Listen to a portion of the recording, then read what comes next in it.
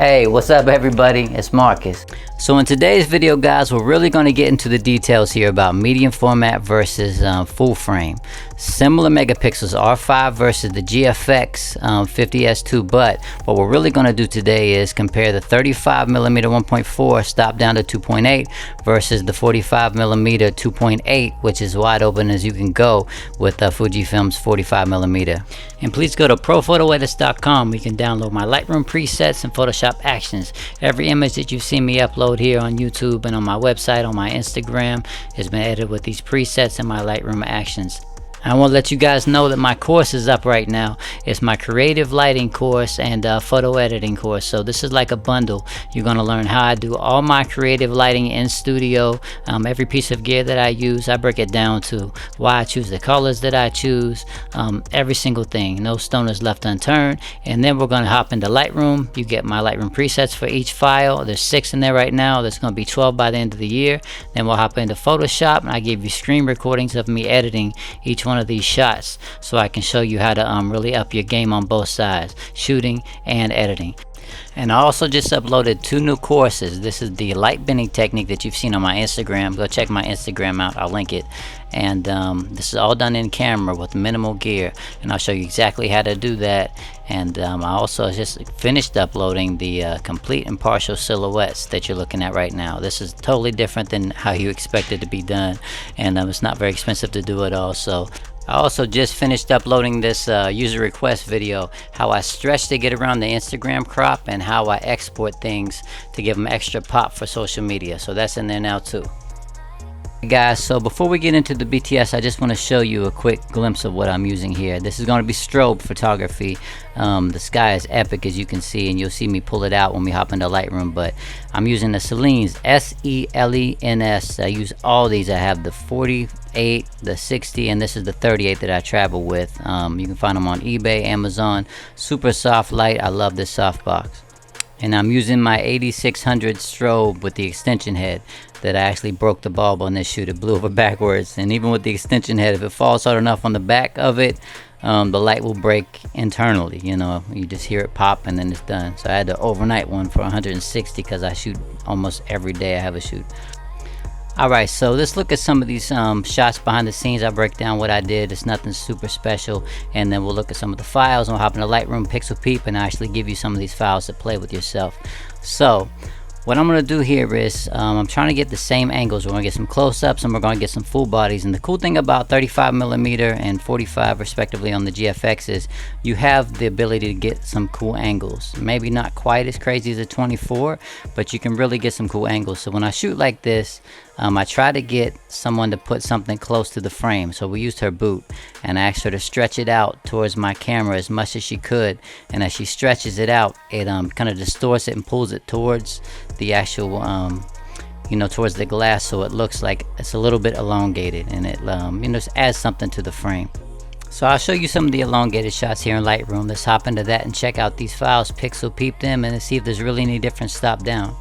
Alright guys, so let's compare some of these files, and real quick, I want you to see what I was talking about. If you get really close to the subject, I got my lens really close here since I'm with the 35. This is with the 35 on the R5, and you can really kind of elongate the legs a little bit, and or whatever you put towards the lens. It's not as crazy as a 24mm, which you can really make people look taller, and especially like 16, 15, stuff like that.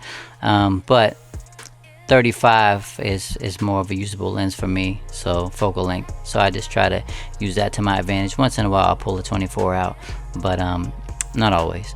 So this is the 35mm at 2.8 on the R5, 1/8,000th of a second, and we're doing that because it was super bright outside, and the lens has a t-stop that's different from the 45, so it lets in a lot more light anyway.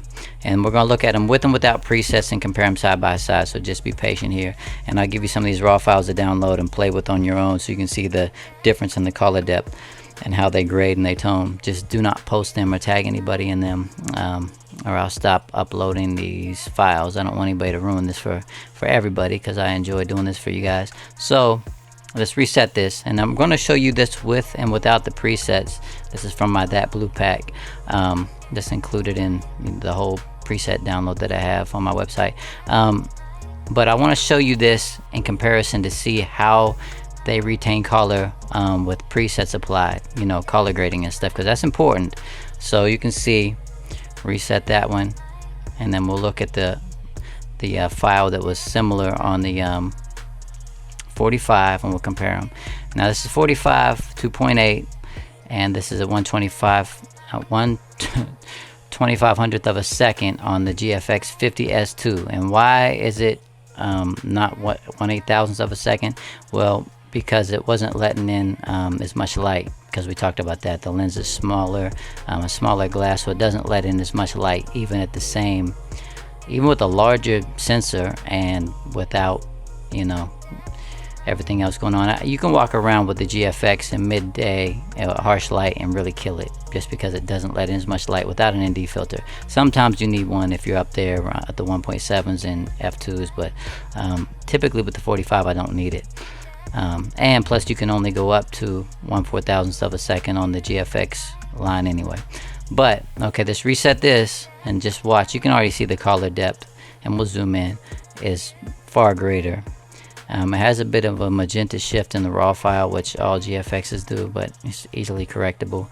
And then with the preset, just the color depth is just there, you know. So let's do this. I'm gonna reset this one. I'm gonna reset this one here. Reset, and then let's grab them, put them side by side. Okay, so they're finally done loading now, and I can drag this around. Can you tell much of a difference?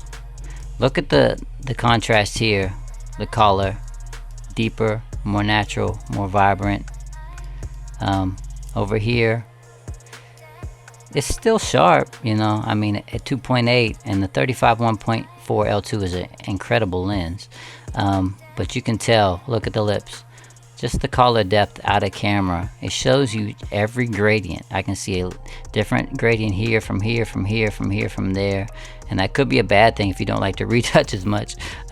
Over here, you get like way less color depth, which can be a good thing sometimes. But you know, I'd rather have it than not have it.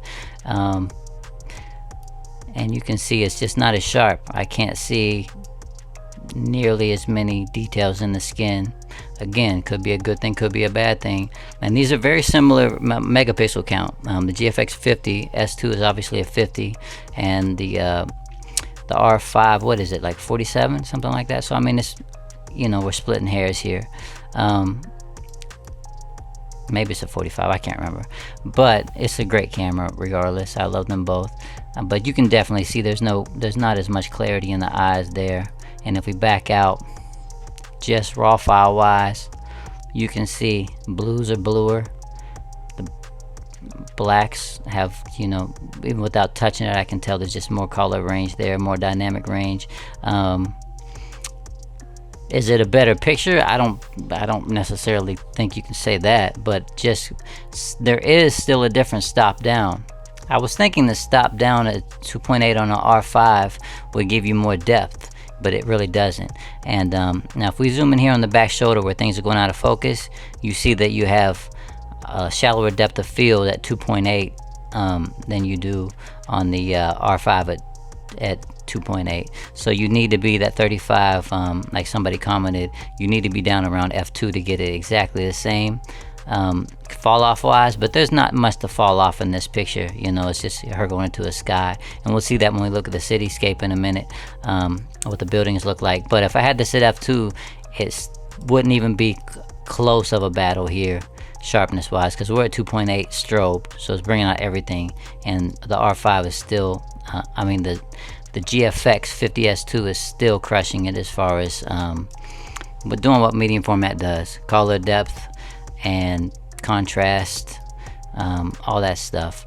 But you know, it's a slow camera and I don't enjoy using it as much, definitely not with strobes. So I did the old switcheroo on you guys. All right, so the 45 is here on the left hand side now. This is the 45mm at 2.8 ISO 100, so it's apples to apples. ISO 100 35mm 1.4 at 2.8.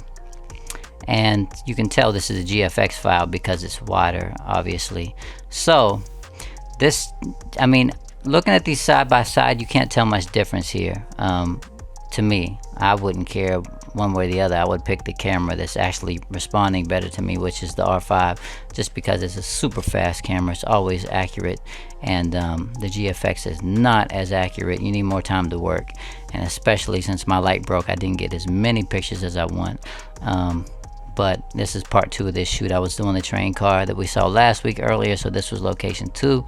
Got my working for the day. So let's go out of compare mode here, and I want to zoom in on these files because compare mode kind of sucks the life out of them sometimes. So let's check this file out here. It's going to develop, and this is going to be the Fuji, and we're going to zoom way in. Let's reset it, just see how it handles color. Just, you can color grade the absolute crap out of these files, and they just don't flinch. The dynamic range is just all the way nuts here. So we can zoom in here with the preset on. It's not going to make that much of a difference. Then I'll take it off. But just look at the skin, the detail, the depth. The thing I like about it is the eyes are sharp. You're already getting fall off here on the eyebrows because I'm closer here. The skin is sharp, but it's not crunchy, and I'm going to show you what I mean here in a second. If we go back out, you can go down here and you can see that, yeah, there's just color depth galore, and I'll reset it and you can just see what the skin tones look like out of camera. Really nice and pleasing skin tones. You can see all different for color range here, and I'll put them side by side in a second. Here's the R5 file, and I'm gonna zoom in on this with the preset on. I'm gonna just show you what I'm talking about. It's sharp, it's really sharp, but you can tell that, and I'll compare these side by side in a second, or you can just download them, play with them yourself. This right here is very sharp, but it's very much kind of digital. You know, I can see like too much. The sharpness is there, but it's just a little bit grainy looking. It's like I can see each individual pore, and it's not as nice of a file in my opinion, contrast wise. And we'll take this preset off and reset it here and go back in as the GFX file, and you just know that to be the case. Even at 2.8, it's nowhere near as contrasty or sharp. And this is a pretty sharp lens. The GFX system is just in a whole league of its own. Do you need it? You probably don't. There's a few of you out there that do. But so what I like to do with the R5 files is this sharpening stuff. I just pull that down because I can sharpen the eyes in post, but I don't want the skin. If you watch, see how crazy that looks? And for some reason they import like around 40, which to me is just too much. And the GFX doesn't need any of that, so I'll take it down around 10 or something until I start seeing the skin just not be as hard to deal with, because I can sharpen the eyes in post. But the file is, even at 2.8, is not as sharp. It just is not. There's no way around it. It is what it is. I'm gonna select both of these, put them side by side, and see if they will render, because this kills your computer. And I have a new M1 computer, but let's see. The GFX file is probably not gonna load in detail. Okay, so it did as much as you can expect. All right, so just look at the skin here. It's sharp, has a lot of color depth, but it's not digital looking. Over here, it's not as sharp at 2.8 on the R5, and it would have looked a lot digital had I not turned down the sharpening. So we lost a little bit of sharpness, but we gained a little bit of better skin in this one. But you can just tell looking at the lips here, this is the way lips should look. They're pink with a little bit of red. Over here they're just one color. You know what I mean? So you kind of have, you know, trade-off. I mean, look in the eye here, you can see the corner of the eye is red going to pink, going to white. Over here it's like a little bit of red, all one color around the sides. Why is that? Just better color depth on the GFX system. So I hope you found this useful. This is by no means a comparison of the actual cameras themselves, because there are no comparisons to be had there. The GFX is much slower. Even the 100S, it can't touch the R5. The R5 is just a beast. I'm hitting so many shots, and 90% of the stuff you see me post is R5 files. I love that camera. I love the glass, the 85, the 50 is just epic. And I really do enjoy the glass on the GFX. I think it's just some of the best glasses ever produced, especially the 110, and this 45 too. But they're slower. You just have to work slower. Now, can I work like that? Sure. Do I have fun working like that? Not so much. But I like the files a lot more. And if something has to be done with that quality, I know I have that, you know, on deck. So I hope this is a better comparison for you guys to see that how far ahead medium format is, even though people say it is not. Do you need it? Probably not. Should you worry about it? Probably not. Is it gonna make your pictures better? Probably hell no, because you have a lot more to contend with. The slowness of everything. It's like a sluggish system, you know. But here's your comparison. Download the raw files, play with them. Until next week. Next week I'm going to have 51.2 battle Z7 with the 51.2 from Nikon, the new one, and my RF 51.2 on my R5. So that'll be pretty much apples to apples, and then we'll compare the cameras in the video after that. So got a lot of cool stuff for you guys coming up. I love you. Until next week, it's Marcus. See you later.